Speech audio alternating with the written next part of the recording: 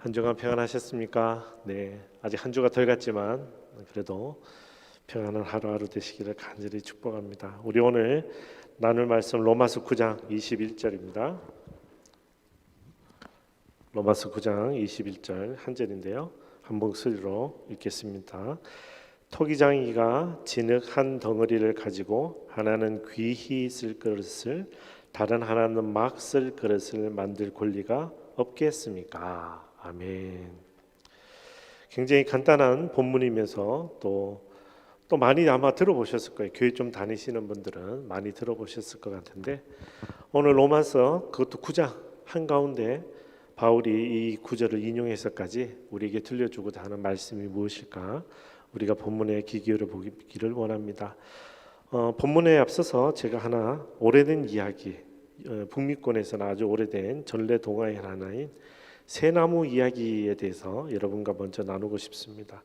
이 Three Tree라는 새나무 이야기는 예수님이 죽음과 부활 그리고 하나님의 계획을 아름답게 담고 있는 이야기입니다. 많은 버전이 있는데요. 그 중에서 엘레나 파스퀼리라는 분이 글을 쓰고 소피 윈드햄이라는 분이 2011년에 그림책을 발행했는데 이 책 기준으로 우리가 한번 이야기 속으로 들어가 보겠습니다. 새나무 이야기는 이렇게 시작합니다. 옛날 옛적 언덕 위에 나무 세 그루가 있었어요. 그래서 아주 서정적이고 아름다운 장면으로 시작합니다. 이 세 나무가 각각의 꿈이 있습니다. 첫 번째 나무는 세상에서 가장 값진 보물을 담는 보석함이 되는 것이 꿈이었습니다. 두 번째 나무는 위대한 왕을 태우고 바다를 항해하는 큰 배가 되고 싶어 했습니다. 세 번째 나무는 하늘을 가리키며 하나님께 영광을 돌리는 가장 높은 나무가 되고 싶다고 꿈을 꾸고 있었습니다. 그러나 현실은 전혀 달랐습니다. 책의 한 부분을 제가 인용해서 읽어드릴게요. 여러 해가 흘렀어요. 새 나무는 무럭무럭 자라났지요. 어느 날 나무꾼들이 도끼를 들고 언덕으로 올라왔어요. 나는 이제 부자 나무가 될 거야. 첫 번째 나무가 쿵 하고 쓰러지며 말했어요. 나는 왕에게 인사하러 갈 거야. 두 번째 나무도 소리쳤지요. 그러나 세 번째 나무는 눈물을 흘리듯 마른 잎들을 후두두둑 떨어뜨렸어요. 내 꿈은 이제 사라졌어. 나무는 땅 위에 쓰러진 채 울었어요. 이런 내용으로 이제 진행되는 건데요. 첫 번째 나무는 그의 꿈과는 다르게 어느 마구간의 여물통이 되었습니다. 두 번째 나무도 그의 꿈과는 다르게 작은 고깃배가 되었습니다. 세 번째 나무는 버려진 나무가 됩니다. 그러나 하나님의 계획 속에서 그들의 꿈은 놀랍게 성취가 되죠. 첫 번째 나무는 예수님이 누우신 구유가 되었습니다. 두 번째 나무는 예수님이 풍랑을 잠잠케 하신 배가 되었고요. 세 번째 나무는 버려진 나무였지만 결국은 예수님이 달리신 생명의 십자가가 됩니다. 오늘 본문에 우리가 하나님의 주권을 살펴볼 텐데요. 아마 이 주권을 가장 어린이들에게 이해하기 쉽게 전달해준 동화가 아닐까 싶습니다. 언제 시간이 되시면 전문을 한번 읽어보셨으면 좋겠습니다. 다시 본문으로 돌아가서 오늘 본문 말씀의 키워드는 주권입니다. 주권, 하나님의 주권. 하나님의 주권이 무엇인지, 왜 바울이 하나님의 주권에 대해서 언급하는지, 이 말씀은 오늘 우리를 현대를 살아가는 우리에게 어떤 의미가 있는지 계속 살펴볼 텐데, 그 중에 먼저 1절에서 5절, 9장 1절에서 5절 말씀을 함께 읽겠습니다. 나는 그리스도 안에서 진실을 말하고 거짓말을 하지 않습니다. 내 양심이 성령 안에서 내게 이것을 증언합니다. 곧 내게 큰 근심이 있다는 것과 내 마음에 끊임없는 고통이 있다는 것입니다. 나는 내 형제 곧 육신을 따라된 내 동족을 위해서라면 나 자신이 저주를 받아 그리스도에게서 끊어진다 할지라도 좋습니다. 내 동족은 이스라엘 사람입니다. 그들에게는 양자됨과 영광과 언약들과 율법을 세우심과 예배와 약속들이 있고 조상도 그들의 것이요 육신적으로는 그리스도도 그들에게서 나셨습니다. 그분은 만물 위에 계시고 영원토록 찬양받으실 하나님이십니다. 아멘. 여러분이 잘 아시듯이 바울은 이방인을 위해 부름받은 사도입니다. 그가 기독교를 초기에 엄청 박해했죠. 그리스도인들을 잡아 죽이는데 열정을 쏟았습니다. 그러던 그가 어느 날 다메섹으로 가는 길에 예수님이 그를 부르십니다. 그리고 예수님은 바울만 부르지 않으셨습니다. 바울에게 부르심을 확정하기 위해 아나니아라는 또 다른 제자도 부르십니다. 그때 예수님이 아나니아에게 이런 말씀을 하십니다. 사도행전 9장 10절에서 16절 말씀 함께 읽겠습니다. 그때 다메섹에는 아나니아라는 제자가 있었습니다. 주께서 환상 가운데 아나니아야 하고 부르셨습니다. 그가 예 주여라고 대답하자 주께서 아나니아에게 말씀하셨습니다. 너는 어서 곧은 길이라고 부르는 거리로 가거라. 그리고 그곳에 있는 유다의 집에서 다섯 사람 사울을 찾아라. 지금 그가 기도하고 있다. 그는 환상 가운데 아나니아라는 사람이 와서 자기에게 손을 얹어 다시 보게 해주는 것을 보았다. 아나니아가 대답했습니다.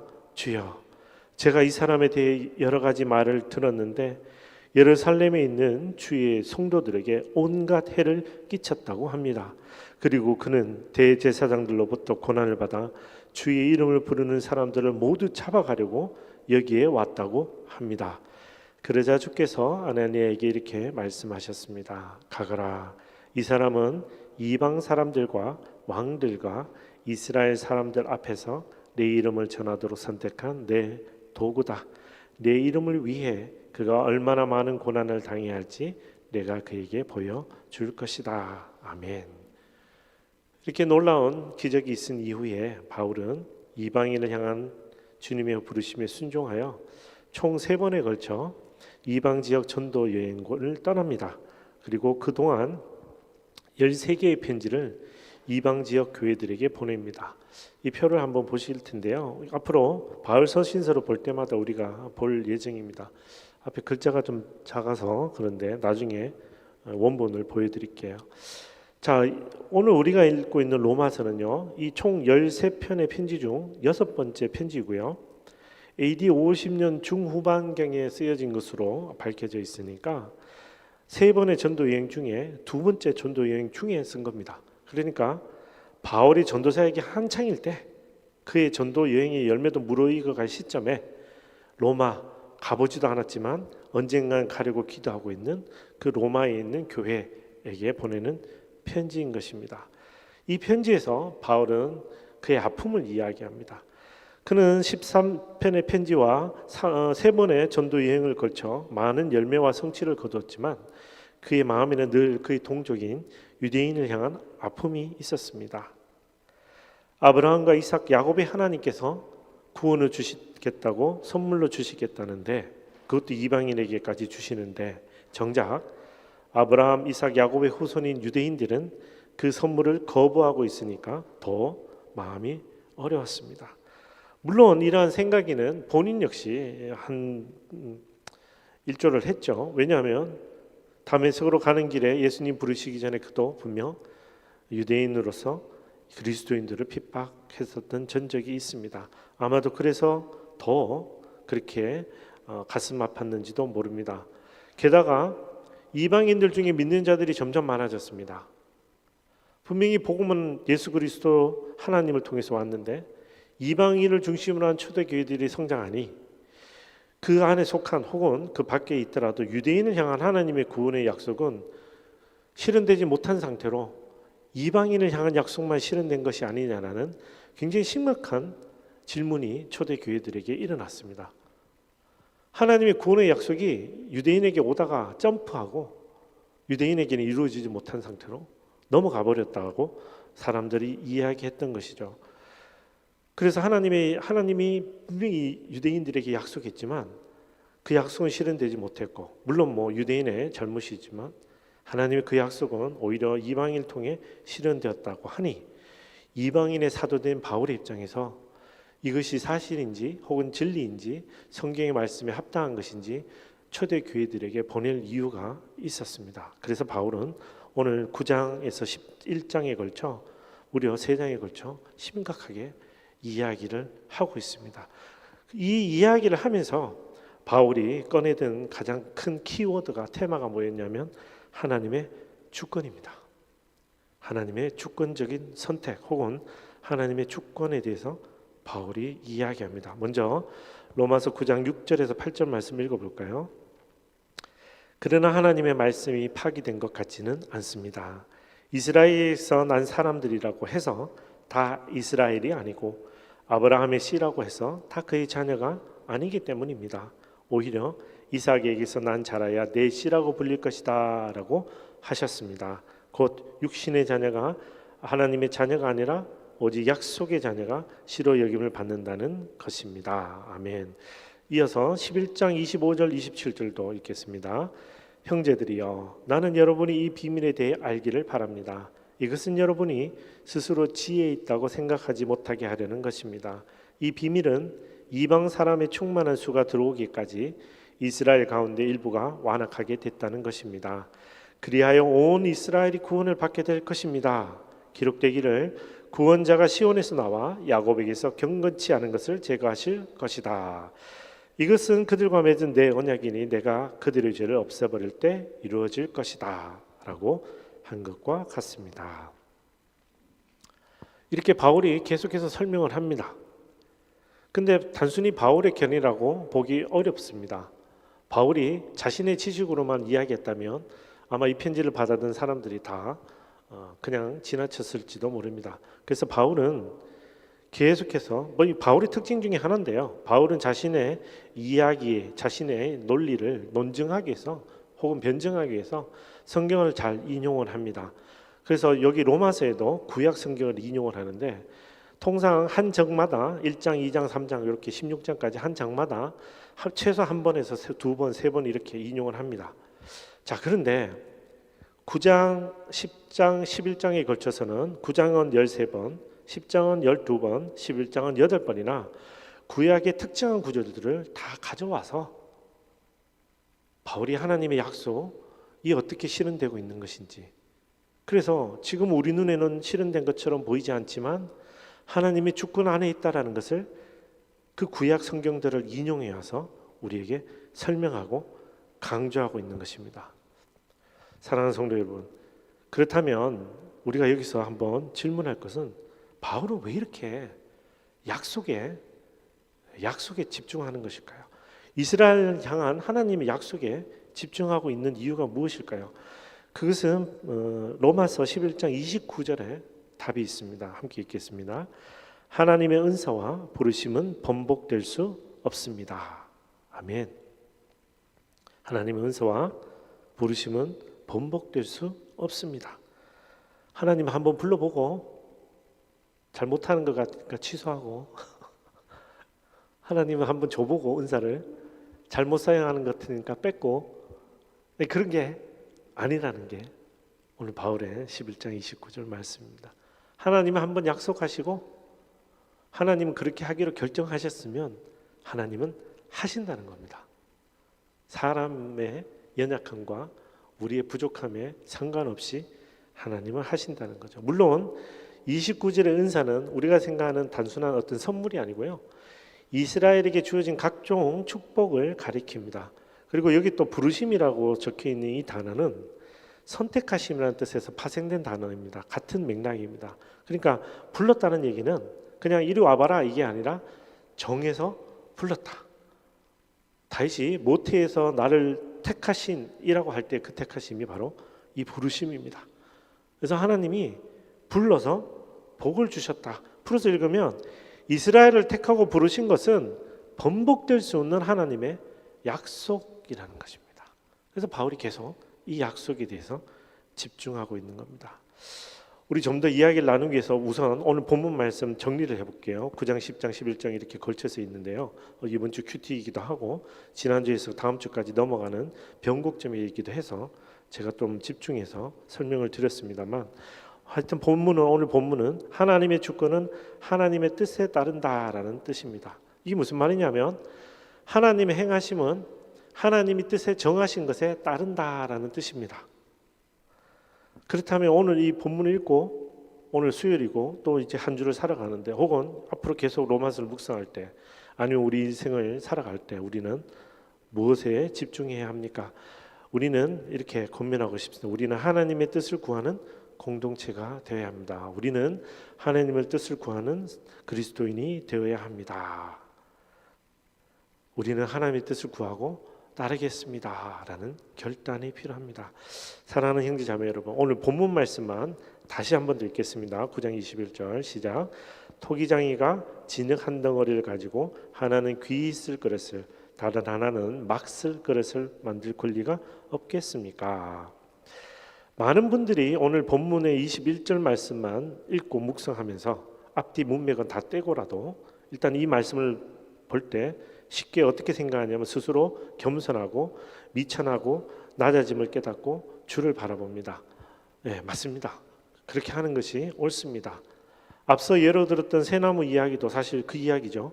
우리를 겸손히 낮추고 하나님의 계획 가운데 하나님을 바라보는 것이죠. 자, 그런데 9장, 10장, 11장 로마서를 계속 묵상하는 우리 입장에서는 오늘 조금 다르게 바라보면 좋겠습니다. 하나님 만드신 질그릇인 나를 바라보지 말고 내가 질그릇인 아이들 상관없이 나를 만드신 그분을 바라보는 것이 오늘 제가 여러분에게 권면하고 싶은 겁니다. 그분을 바라보는 겁니다. 질그릇이 아닌 토기장이 그 자체를 바라보는 것입니다. 오늘 토기장이로 비유된 하나님은 어떤 분이십니까? 온 우주 만물을 창조하신 위대하신 창조주 하나님이시죠. 그분은 말씀만으로 세상을 창조하셨습니다. 지금도 온 우주의 해와 달과 별들이 그분의 말씀에 따라 운행되고 있습니다. 아주 정확한 시간과 공간에서 운행되고 있습니다.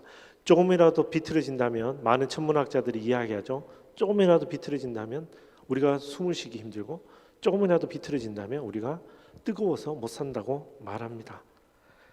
이처럼 위대한 분이 세상을 온 우주 만물을 운행하시고 다스리시는 분이 그분의 뜻대로 무언가를 하신다면 그 자체에 어떤 의미가 있다는 겁니다. 왜 자꾸 계속 제가 강조하냐면 우리 현대인들 있죠. 고등교육을 받은 현대인들은 지식이 풍부하고 탐구심이 강합니다. 고등교육을 받은 자부심도 높습니다. 그래서 하나님을 끊임없이 이해하려고 합니다. 하나님을 끊임없이 이해하려고 합니다. 물론 안다는 것 자체는 중요하지만 하나님을 이해의 범주로 끌어내리는 역할을 더 많이 합니다. 하나님을 내가 이해할 수 있는 범주로 끌어내려서 이해할 수 없으면 그게 내가 이해할 수 없는 하나님이 되기 때문에 내가 그 하나님을 믿을 필요가 없다라고 얘기하는 것이 바로 이 시대 현대인들입니다. 이게 이해가 안 되니까 미움이 일어나고 증오가 일어나고 총격 살인이 일어나고 다툼이 일어나고 방화가 일어나고 싸움이 일어나고 그리고 우리가 알고 있는 모든 문제점이 발생합니다. 근데 사랑하는 형제 자매 여러분, 하나님이 그런 분입니까? 우리가 이렇게 끌어내려서까지 이해하려고 하면 이해할 수 있는 분입니까? 로마서의 11장 33절에 이런 말씀이 있습니다. 함께 읽겠습니다. 깊도다 하나님의 부요와 지혜와 지식이여 그분의 판단은 헤아릴 수 없으며 그분의 길은 찾아낼 수 없도다. 아멘. 바울이 9장, 10장, 11장에 거쳐서 계속 하나님의 주권에 대해서 설명하며 이스라엘을 향한 약속이 계속됩니다 라고 얘기하고 본인이 그렇게 얘기하면서도 본인이 11장 33절에 뭐라고 말하냐면 깊도다 하나님의 부요와 지혜와 지식이요 그분의 판단은 헤아릴 수 없으며 그분의 길은 찾아낼 수 없도다. 아멘.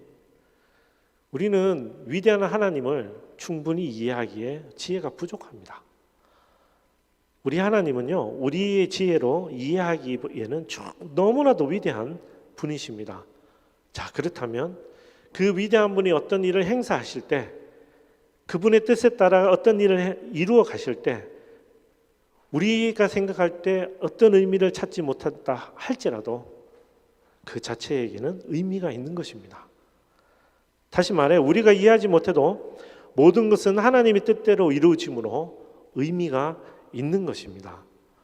우리의 삶 역시 우리가 그분의 뜻에 따를 때 이해하지 못해도 그분의 뜻에 따라 걸어갈 때 의미가 있는 것입니다. 그런 마음으로 하나님을 바라본다면 우리는 더 이상 우리 자신이 질그릇이냐 아니면 뭐 도자기 그릇이냐, 귀 쓰일 그릇이냐, 천이 쓸 그릇이냐라고 우리 스스로를 바라보는 것이 아니라 우리를 만드신 하나님 아버지를, 그리고 그 위대한 하나님을 바라보는데 우리는 의미를 둘 수 있고, 또 그 하나님이 행하시는 모든 것에 의미가 있다라고 우리는 믿는다면, 내가 지금 천이 쓰이는지 내가 지금 귀 쓰이는지는 그다지 중요하지 않은 것입니다. 왜냐하면 내가 귀 쓰이든 내가 천이 쓰이든 하나님의 위대한 일에 가운데 있는 것이고, 우리는 하나님이 귀히 여기는 존재이기 때문입니다. 사랑하는 성도 여러분, 우리는 하나님께 귀한 존재입니다. 이를 믿으시는 여러분 되기를 축복합니다. 스스로를 귀한 그릇인지 천한 그릇인지 판단하지 않기를 간절히 바랍니다. 그것이 오히려 하나님의 뜻을 가리는 겁니다. 내게 주어진 것에 감사하고 내게 주신 것에 감사하며 내가 그 자체로 하나님 앞에 섰을 때 내가 하나님의 주권에 순종하는 것이요, 하나님의 뜻대로 이루어질 것을 바라는 것이죠. 오늘 이방인의 사도인 바울은 그가 이방인의 전도 여행을 통해 이방교회 개척교회가 활성화됨으로 오히려 하나님의 유대인을 통해 약속하신 것은 뛰어넘거나 이루어지지 않고 언제 이루어질지 모르는 상태에서 그가 이방인의 사도로서 오히려 이스라엘을 향한 하나님의 약속, 이 구원의 약속이 반드시 이루어질 것이라고 이야기하는 겁니다. 그러면서 뭐라고 얘기하냐면 바울은 하나님의 주권이라고 이야기하는 겁니다.